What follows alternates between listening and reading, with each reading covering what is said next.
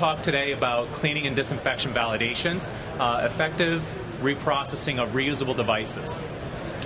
Another show of hands, how many people have reusable devices at their company? Okay. Well, I'm from a company called Toxikon.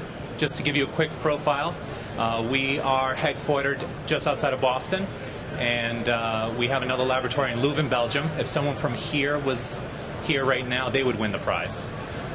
We have over 34 years experience of safety testing, both in the medical device and pharmaceutical industry.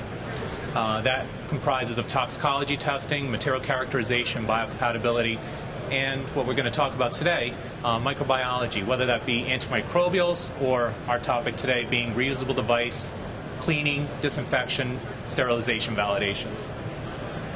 And we are also ISO 17025 accredited and support GLP and GMP compliant testing.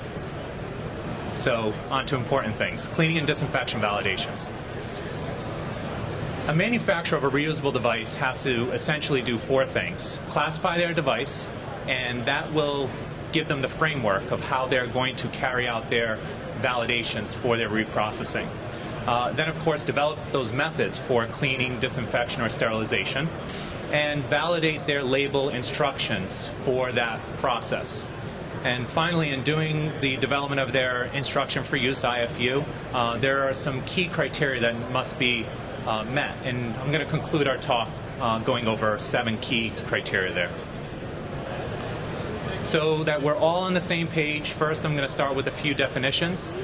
Cleaning, disinfection, sterilization sounds similar. There are some very big differences.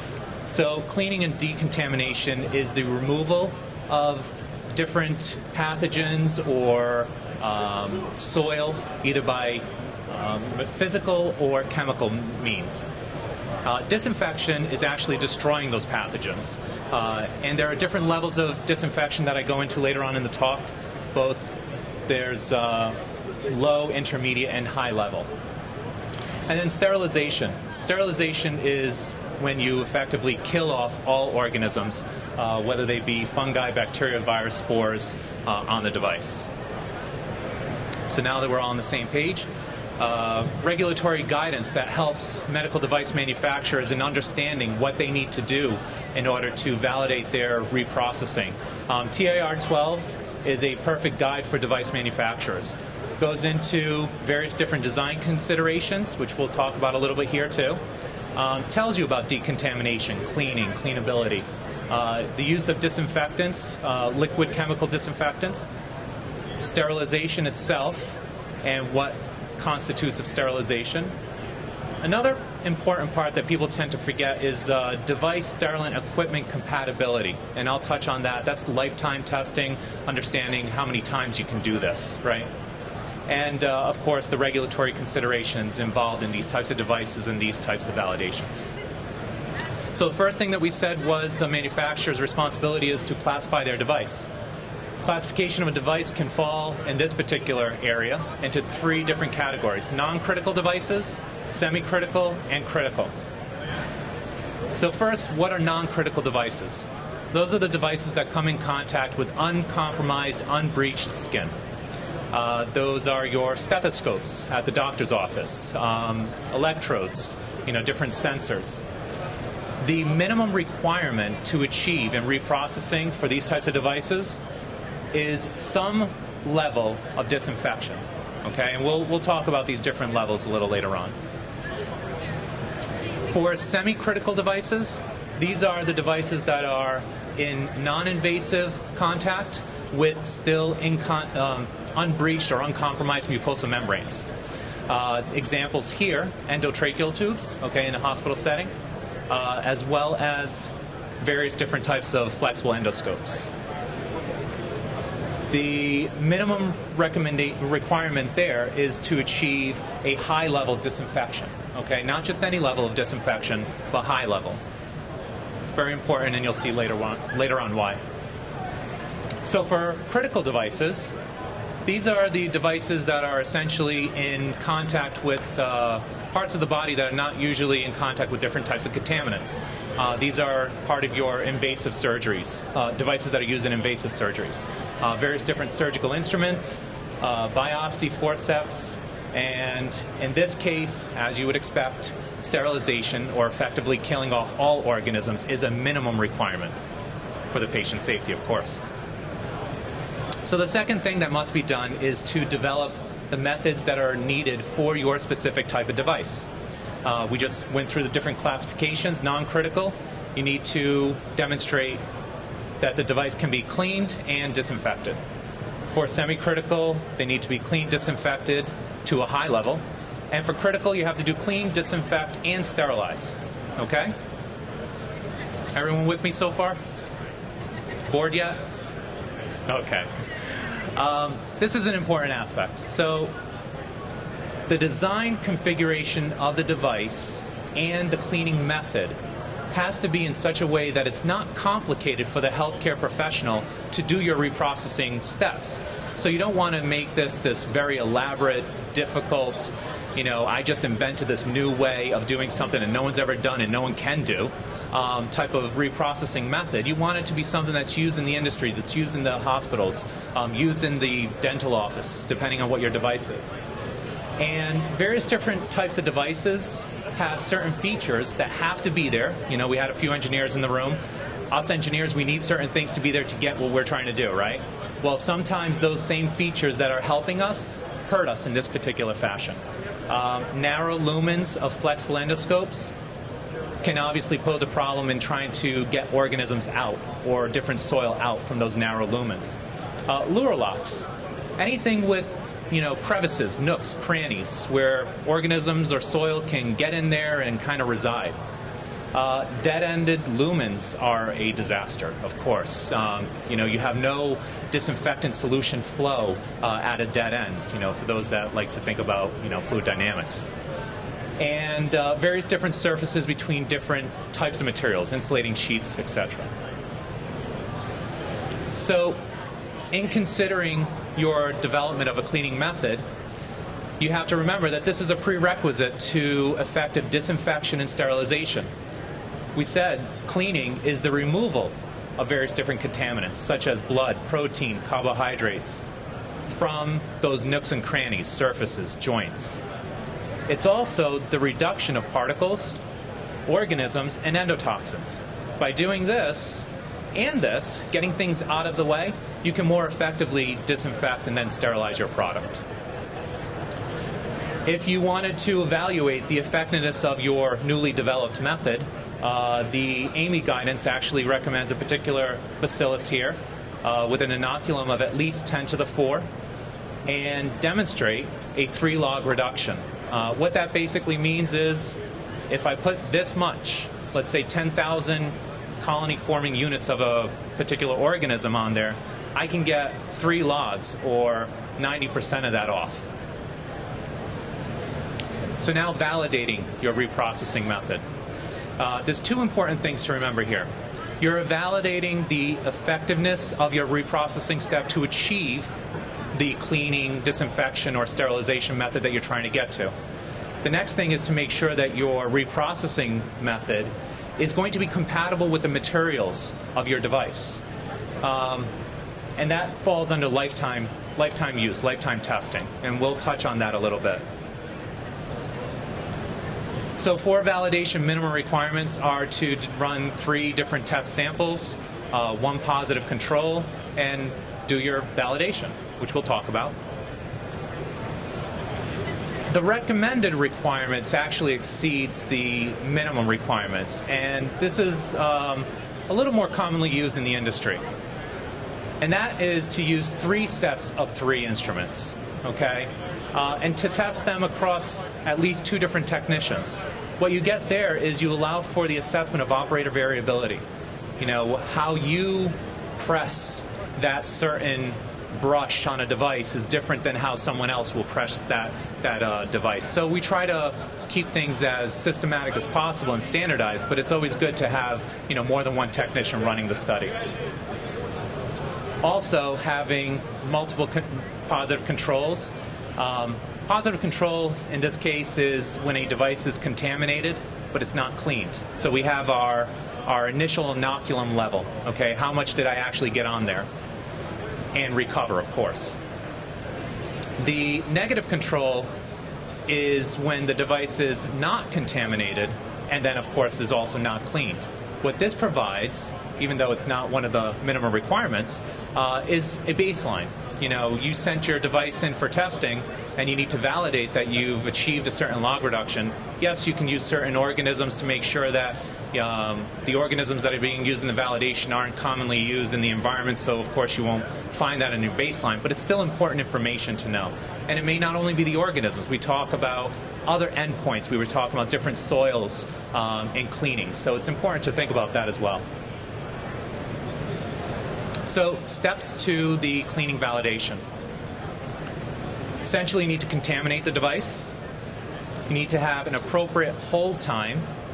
And for those that don't know what a hold time is, that's simulating how long that contamination is in contact with the device, whether it be during a surgical process or after the surgical process. These instruments are tossed into a tray, and they're not cleaned immediately. There's some time, hold time, in between the cleaning and the actual use of the product. And then, of course, what we just said, you'll have to clean the devices according to your newly developed method. Extract.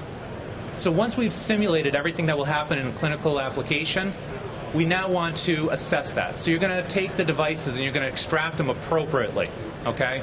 And I'll get into what that means. But you're going to extract them so that you have a solution to now test for various different endpoints. Endpoints, one of the ones that is key across the board, not only to cleaning but also disinfection and sterilization, is looking at the bioload. And for cleaning and disinfection, we're looking for organism log reduction. Also, endotoxin evaluations. Protein, hemoglobin, carbohydrate residuals, we were talking about that earlier. Total organic carbon residuals, very important. And the detergents that you may have used in your cleaning process, you also have to assess if those are left behind. Did you rinse them well enough? Do they pose any issues? So step one, contamination. Consider what is the challenge. You know, what is the device and how is it going to be used? What are the organisms that may be present? And what is the soil that may be present? Is it going to be blood? Is it going to be different types of tissue? Is it mucus? Different types of soils will get into different nooks and crannies or bind to different materials in different ways. So you need to think about all that in your challenge. And how is it going to be cleaned? You want to ensure that once you've developed your method, that the organisms that are used for the challenge are somewhat resistant to those cleaning methods, or disinfection method, or sterilization method. And that, of course, is how you would truly challenge the system and validate it. So the challenge method, not only what organisms, but where am I going to challenge those organisms or that soil on the device? Is there a specific point A on the device that would be my challenge point? And then think worst case. What if, you know, in the use of the product, you expect just a particular point to be in contact with the patient and therefore soiled, but when the nurse takes the device and grabs it in a certain way, now they've contaminated it more in other areas that you didn't think about. It's also important to go one step beyond and just thinking about that worst case, but also to think about the simulated use of the product. Let's say you have some type of scissors. So scissors, actually moving the scissors will help get some of the soil in that crevice where the joint is on the surface of the scissors themselves. So now by getting it in there in that more difficult spot, you've now presented a new challenge, okay? And as we said, dry time. So that hold time, that dry time, if you can think about it, if there's something and you put it on a device and you rinse it off right away, like when you're doing the dishes, it comes off relatively easy. I sometimes get yelled at that I don't wash the dishes because I thought it was clean enough just by rinsing it. It's a joke. Of course, having that hold time will cake things on more, make it more difficult to remove later on. That's the key there. So step 3 is actually performing the cleaning. And there's a lot of different ways that could be achieved, and you've developed your method and you've thought of the different ways that you could do your cleaning. It could be a manual cleaning with different soaking, rinsing, flushing, or brushing, as we talked about earlier.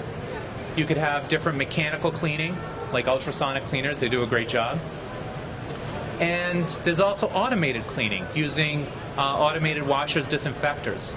A really important note here is per the AAMI Standard 81, it actually describes that at least one validated automated cleaning disinfection method should be included in reprocessing devices. And that has a lot to do with the reprocessing of that device in the hospital setting. They use a lot of automated systems. Of course, you want to also consider manual methods for cleanability, because you may have something that isn't as advanced. Maybe it's a dental instrument in a dental office, and they're not going to have that same equipment available. So think about your product and where it's being used and what equipment is available to you, to your end user. So we've simulated everything that's going to be done in the clinic, and now we need to extract that information. And we're going to do an extraction on that device. The extraction method depends highly on the design of the medical device, and more importantly, the endpoints, what you're going to be testing. Various different types of extraction may include the addition of sonication, manual or orbital shaking, rinsing and flushing. Most important thing here is that you demonstrate that you can meet the minimum requirements in your positive controls. If I need to show that I've inoculated with at least 10 to the 4, and I go to do my extraction and my positive control has less than 10 to the 4, I'm not going to be able to do any calculations to demonstrate, I've had an appropriate log reduction. So this is a very important part. Make sure that your extraction is validated and appropriate for your reprocessing method validation. So the various different endpoints that we're going to be concerned with. Most important one in many cases is bioload, bioburden. So you recover those organisms using the appropriate extract or media, and then that extract will be filtered, plated, incubated, allow those organisms to grow, and then you will count those organisms, the colony-forming units that are present. You compare the test article to the positive controls, and you determine whether or not you've met your acceptance criteria. Right now we're talking about cleaning, so in that case we're looking for in excess or equal to at least a 3 log reduction. What about all that other stuff? The soil, we've added different things. Things are in blood other than just the organisms that could be present. Carbohydrates. Looking for carbohydrates that are left behind. You want to, we said before, cleanability is to effectively remove those carbohydrates. Well, using UV spectroscopy, you can compare the extract, and again, you want to make sure that your extract was appropriate for those carbohydrates to be in that extract, and compare it against a standard curve. In this case, a standard curve would be generated with maltodextrin, and then we can compare various different levels of carbohydrates and how much was remaining on your device. The acceptance criteria in this case is less than 1.8 micrograms per centimeter squared of surface area. So that's the key part. In this case, we need to know the surface area of the device, the entire surface area. Sometimes you have scissors, okay? Scissors is a great example. It's not so easy to always come up with the surface area of scissors. But if someone has a CAD drawing to actually make those scissors, go back to those engineers. I know there's a few of you in the room. And those engineers can click a few buttons. I'm going to oversimplify it. Click a few buttons and you can get the surface area from that CAD drawing. Proteins. So again, using UV, we can analyze the extract by UV with a UV spectrophotometer, and we have a different standard curve where we're correlating the absorbance to a protein concentration in the standards that were made up. In this case, you have, again, a criteria that's dependent on the surface area of the device. Hemoglobin. The hemoglobin testing, okay, we said we had to remove blood. Hemoglobin testing is a little more different. It's a little different. In this case, the Hemostix reagent strips, they're a lot like pH paper. So it's more qualitative measure, but if you correlate that with some known standards and generate a calibration curve, then you can, again, come up with an appropriate measure for the amount of hemoglobin that's residing still on the device after cleaning. once again, acceptance criteria in this case is related to surface area at less than 2.2 micrograms per centimeter squared. We also have endotoxins. Endotoxins, so if you're evaluating for endotoxins, you had a gram-negative bacteria that you were able to lyse, and there was a chemical in the cell wall that comes out, and that's the endotoxin that you're looking for. This particular lysate. There are a lot of different methods. We like to use the kinetic chromogenic method. It's a very good quantitative method. The only time you wouldn't be able to use the kinetic chromogenic method is if there was an incompatibility with the extract with that particular method, and that may be it's a colorimetric assay, so it may be something attributed to the change in color in the extract. Here you have an acceptance criteria as well, related to surface area and total organic carbon.